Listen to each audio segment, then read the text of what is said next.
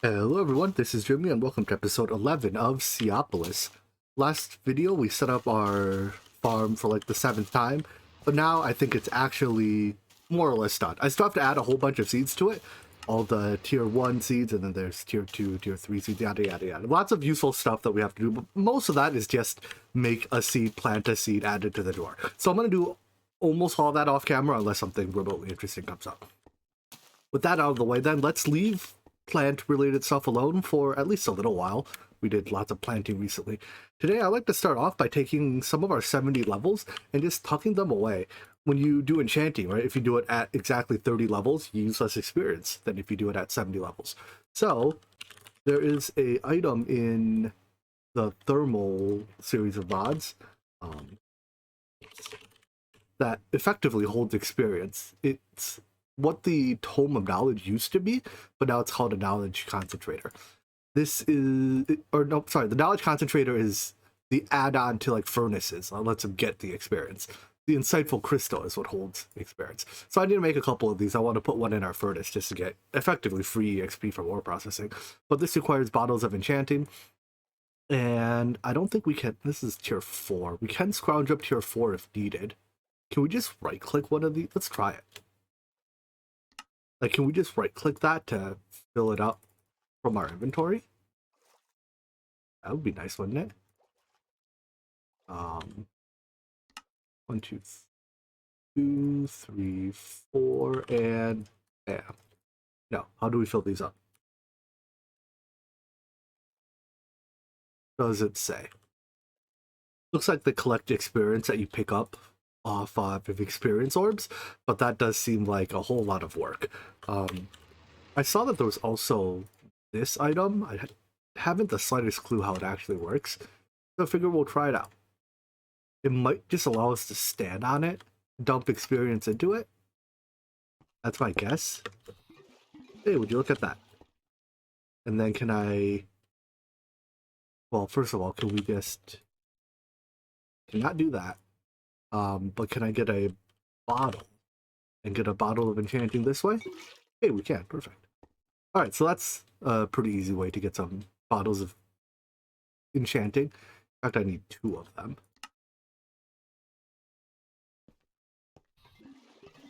How much it took? I thought it took 200. I don't know why it didn't let me make another one. Anyways, with these, we can actually... There's a lot of stuff I want to do with this. First off, make a couple of these. Upgrade one of them to this and put it into our smelter, or our furnace. Second of all, we can store all our EXP in this thing. So I guess it can't quite hold 70 levels. It can probably be enchanted with holding. Is holding a thing? Holding the thing. Alright, let's make one more.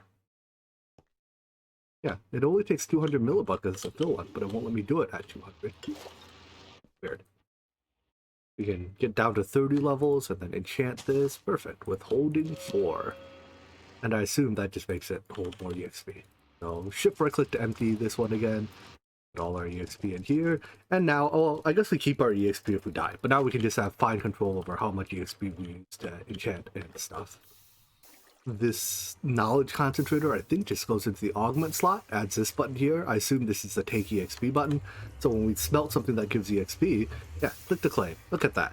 I guess it has a cap, so it's not quite like the furnace from IC2 that could hold effectively an infinite amount of EXP in it. It's also not stored as a fluid inside, so you can't pipe it out. But 10,000 EXP is a lot. Every now and then we can hit it, get our EXP, and be on our way. Continuing on with small quality of life upgrades, let's see about upgrading our jetpack to the next tier, so diamond or platinum. I think I have more platinum than diamonds by a comfortable margin. Yep, so we'll do the platinum one. Going from gold to platinum increases our fuel usage from 300 RF a tick to 720, so that's like 2.5 almost times as much. We can still pay the 720, but as we get much higher, I don't know if we'll be able to. Anyways, next tier is Emerald, and I'm quite sure we can make this. There's not too much special in there. I have 198 Emerald. Yeah, let's make that. How high do jetpacks go anyways? Looks like Emerald's as high as it goes, tier 5. I mean, technically there's creative, but we can't make that. 880 FE take is the total usage, which actually is probably about our total production. Maybe make a bit more than that, but that basically means while I'm charging my while I'm using my jetpack, 100% of our base's energy goes towards charging it.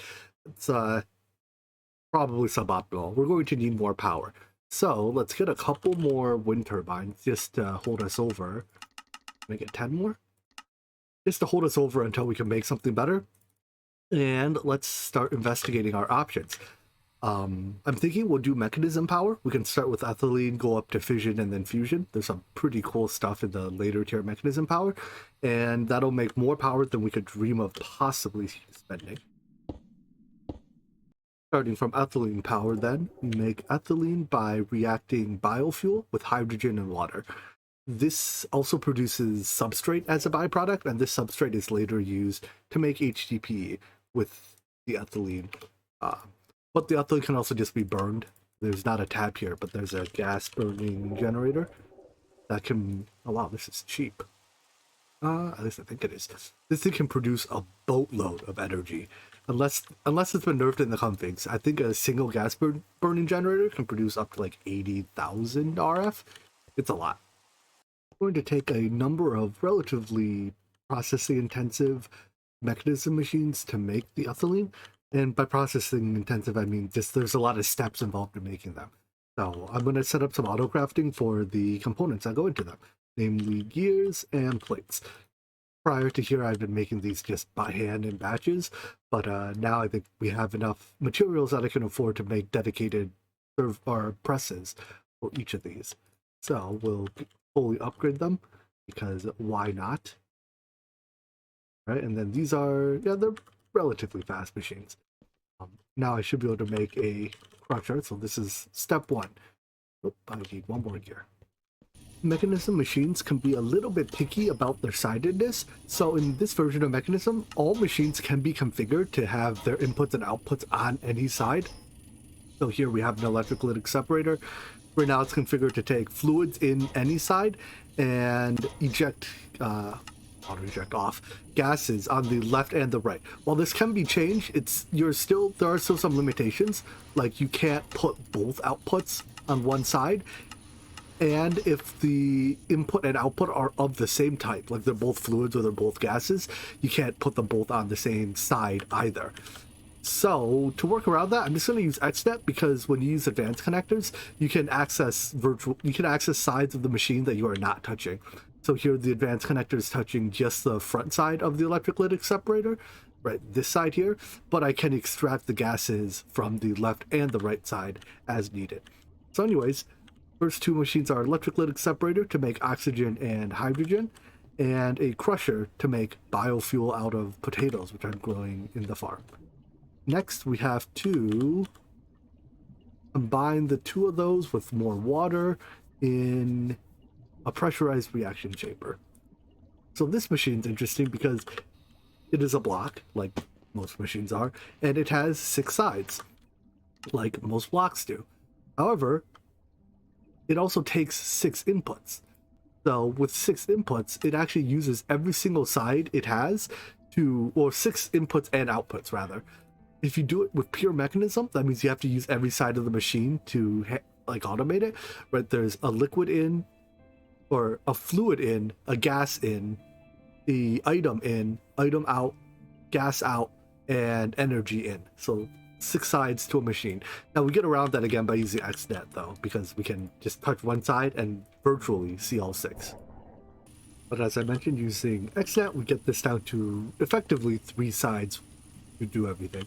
One side for the energy. We could do energy through XNet, but it's easier to just plug the machine in.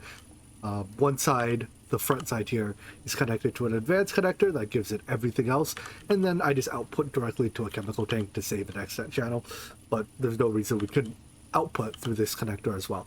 So anyways, we get the water, and so the water comes from a aqueous accumulator down there. The the hydrogen comes from our electrolytic separator, which buffers into a chemical tank. We also buffer oxygen, but I have the oxygen set to dump excess. So we do spend a little bit of oxygen later, but the bottleneck in this process will definitely be the hydrogen production. So that means that when the hydrogen tank fills up, when and if it fills up, the process stops. Otherwise, it'll just void any excess oxygen. This oxygen can be used later for things like advanced rocketry or breathing, I guess. And then biofuel just comes from the adjacent crusher. The output is... oh, the substrate stuff actually needs a home, doesn't it? Let's dump that into a drawer. We can just put the drawer here, I guess. Well, because there's a free face on it, so I guess we're using 4 faces of the thing now. Don't lock that yet. I want items to output the top, auto eject, lock, and this substrate, as I mentioned before, we'll use it later, but for now we'll just hold on to, I think a full drawer is 8,000-ish pieces, almost 9,000, so that's tons of substrate. Ooh, lightning storm. Anyways, this also produces the gaseous ethylene, buffers it into the chemical tank, because this is effectively our energy. So by buffering it as fuel, it's kind of the same thing as buffering energy because of how much energy the gas burning generator can produce. So the amount of gas or the amount of energy produced by this generator is proportional to how full its internal fuel buffer is, and inversely proportional to how full its energy buffer is. So at its current state, with the fuel buffer just under half full and the energy buffer almost full, it produces 7,000-ish RF a tick. If I place an energy cell here, the green side there is its output. You can see its energy buffer drops, and now it's producing almost 30,000 RF a tick. At 30,000 RF a tick, it's burning ethylene a bit, a fair bit faster than I can make it, so this will drop. But it's kind of self-regulating in that way. It'll achieve its own equilibrium that just happens to match whatever your fuel production rate is. And right now, I don't have any of the upgrades placed into these. Like the crusher could be faster, the pressurized reaction chamber, I believe this could be faster. Yeah, it takes speed and energy upgrades. So let me go ahead and make a lot of these upgrades from mechanism. Let's start with one piece out. All right, I'll make some of those first. But each machine can take up to 8 each of speed and energy upgrades. And I bet we can get it, I'm going to pick this up for now.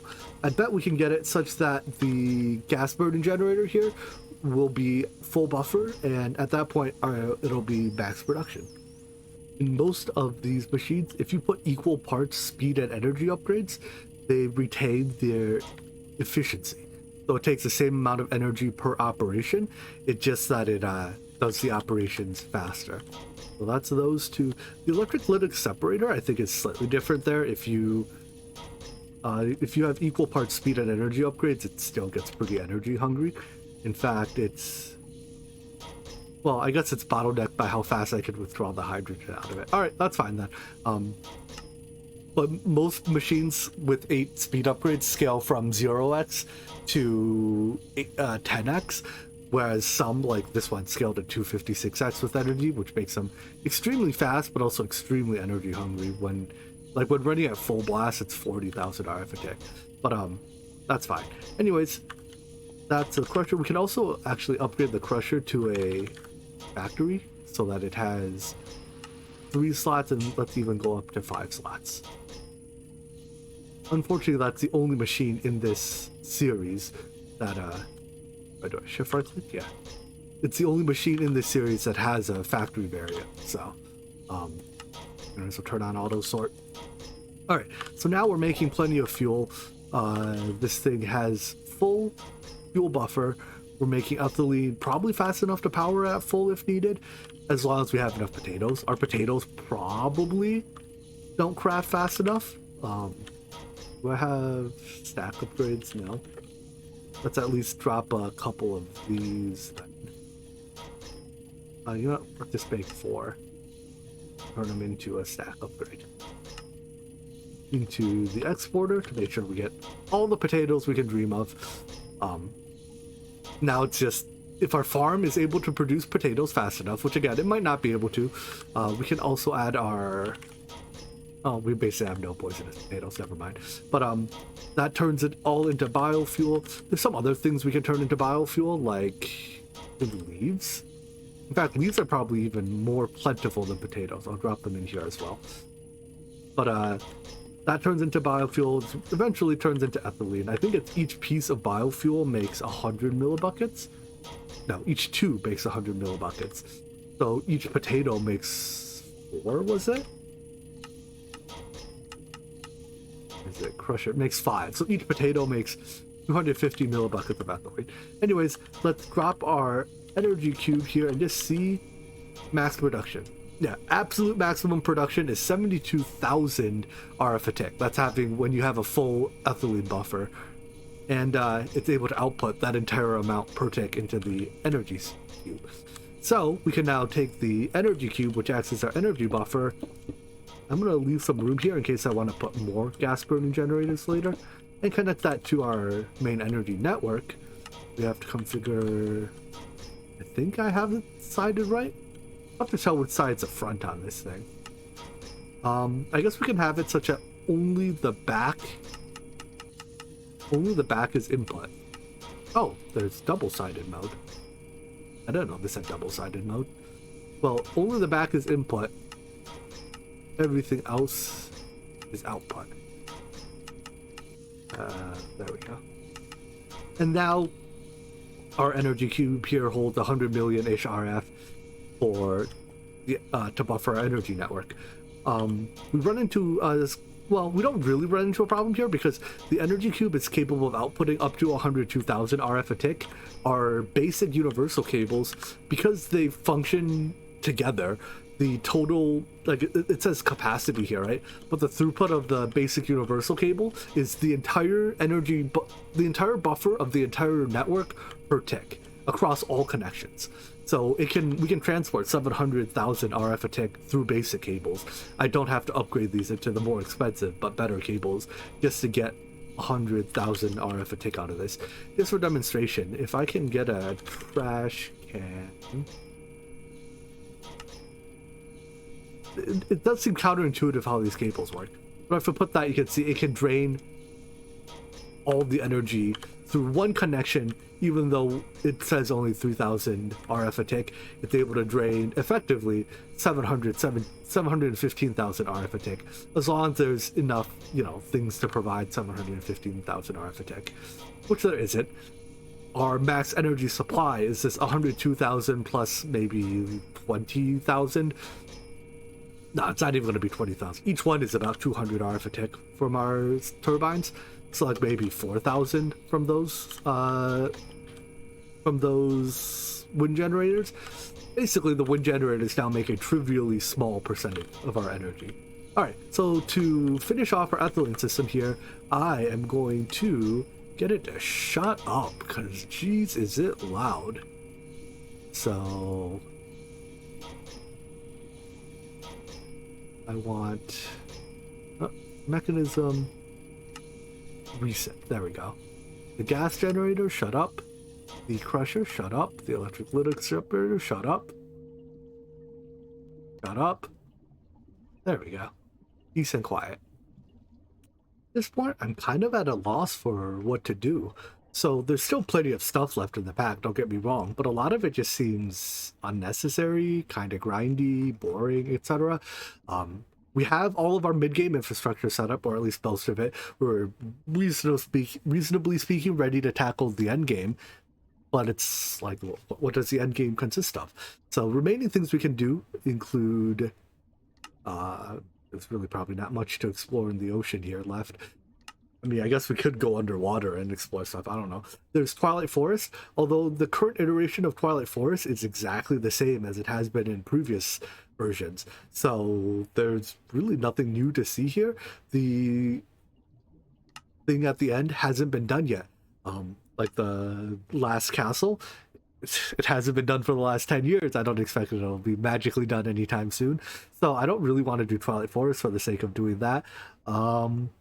There's this cool planes mod, and maybe it's worth looking into this just for fun, but what's the point of planes when you have a jetpack that can go this fast, that has perfect hover, that, it has like all these really, it just seems unnecessary to make planes. Maybe we can take some time to look into it just for funsies though. It does seem pretty cool. And then I guess we can like look more into pedestal mod stuff. There's a mechanism 5x ore processing, but almost all of our resources come from seeds, not ores, right? So that doesn't get us anything. Yeah, good luck trying to get me to make all the seeds. That is way too much grinding for my tastes. Extreme reactors has been upgraded to Minecraft 1.16, but for all practical intents and purposes, it's very similar to what it was in previous versions. You build the big box, you shove it with Yellorium, and it makes power for you. Woohoo! So I'm thinking what we'll do is, for now, play with the planes for today, and then maybe look at the high tier mechanism power tomorrow, because I think that's more interesting than really what any of these other quests here are. We can go to space, but this is just standard advanced rocketry, so I don't know, unless you're dying to do advanced rocketry stuff. I'm not, spoiler. And then the endgame tab here is just like make a singularity for the sake of making a singularity. Hard pass. And like the ultimate ingot's kind of alright, but this is a pretty easy ultimate ingot, and it does require going through Twilight Forest stuff. So I, in a way, can't be bothered. I don't know. It's been a relatively short series. I feel like I've kind of just hit the high points already. But planes first, mechanism power after. Mechanism power is quite involved, so that'll probably take a couple days, and then we can see if there's anything exciting left to do from there. Anyways, planes. So we have to make, there's 3 types of planes. Let's make a plane workbench and then a large plane, because go big or go home. Planes are pretty simple to make, just takes propellers, so some iron, some planks. We can make, the quest calls for all 3, so I have to go click all 3 ones real quick, because it doesn't even consume your propellers. No, it does. Okay, the UI just wasn't updating. Alright, so that makes our planes. Shift right click on a plane. Alright, let's place a plane. I assume we just have to put it in the world. Bam! We got a plane. Alright, now I need a wrench from simple planes. And we use that to do what? If right click on a plane will show the current upgrade and allow you to remove them. Okay. I guess we want an engine on the plane, right? So let's put some rocket boosters and some engines on the plane. I don't know where I'm going with this, man. Made and fully decked out a plane. Does that put 2 dispensers on it? It does. So now when I click it, it has all the things. I don't want to remove the upgrade. I kind of want to just put, it takes it off, right? Yeah. Does that delete it? Oh no, it just dropped it. How do I put arrows into it? Q. Alright, how do I go? Space to boost, left shift to dismount. Vroom! Alright, we're flying now. How do I go? Oh, there we go. So W and S to go up and down. Left and right to bank. And it's just like a jump pack that blocks 2/3 of your view. Alright, so I feel like the plane kind of sucks. Oh no, I hit shift. I hit shift to try to let me in. Oh no, let me in. This is awkward. I think it was spacebar to boost. How am I supposed to get in this thing? Alright, I'm gonna get motion sick if I try to keep this up. Oh, it's gonna crash. What happens when it crashes into the water? I put the floaties on it so that it didn't. There we go. Alright. Space to boost. And we're off. I'm gonna head back to the base and switch this for the helicopter. Maybe the helicopter will be cooler. It also does inverted control. Wait. W is up, S is down. No, so that's not inverted controls. Feels like it should be inverted. I don't know. I'm still not quite sure what the purpose of this thing is. I guess it's kind of fast. What happens if I crash it? Is this a bad idea? Let's crash it into an empty part of our base. Whee! Oh, that was anticlimactic. Helicopter time. So, looks kind of cool, I guess. The wooden helicopter. It has rockets on it. Base to take off. And it's still not look-based controls. It's keyboard-based controls. So it's space to go up. I don't know how to go down. C is normally the down key in games. Nope. We can go up, but we can't go down. Ah, I got it. S is to go down, because this plane can't go backwards. Or this helicopter can't go backwards. So space bar to go up. Supposedly there's a boost. How do I boost? Category plane. Plane boost key is space, but spaces go up. Or that doesn't work. Numpad 5. Boost. I assume it's supposed to like consume those little plane icons to boost me. I put rockets on my plane for a reason. I still haven't quite figured out how to shoot the Spencers. Alright, I think we're all planed out. This seems like just a strictly worse version of the jetpack that's impossible to control. So why don't we wrap up there for today? It'll be a bit shorter than usual, but I think this is just ooh, I was trying to crash into that tree and I failed. A bit shorter of a video than usual today, but am I going up? But yeah, I think this is a natural stopping point. We'll come back next time and continue with mechanism power as I fail to fly my plane ineffectively. Anyways, I hope you enjoyed this video and I hope to see you in the next one. Take care. Bye-bye. Hit the tree. The tree. Come on. That sucked.